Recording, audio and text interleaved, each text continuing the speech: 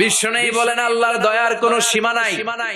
প্রতিদিন আমি বিশ্বনবী আল্লাহি লা আস্তাগফিরুল্লাহ ওয়া আতুবু ইলাইহি ফিল ইয়াউমি আকসার মিন 70 মাররা, প্রতিদিন আল্লাহর দরবারে আমি বিশ্বনবী 70 বারের বেশি তওবা করি, ইস্তেগফার পড়ি। কয়বার?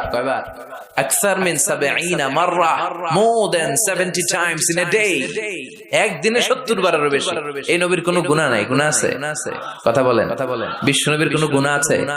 ওনার কোনো পাপ নাই, পঙ্কিলতা নাই, নিষ্পাপ একজন মহামানব, একজন অসাধারণ ব্যক্তিত্ব। তিনিও প্রতিদিন 70 বারের বেশি তওবা করতেন। তাহলে আমরা যারা গুনার সাগরে হাবুডুবু খাই, আমাদের করা দরকার কয়বার? হ্যাঁ, আহা। রব্বুল আলামিন বললেন, গোলাম, যত বড় গুনার সাগরে তুমি হাবুডুবু খাও না কেন, তোমার জন্য আমার রহমতের দরজা খোলা আছে না নাই? আল্লাহ বললেন, গাফির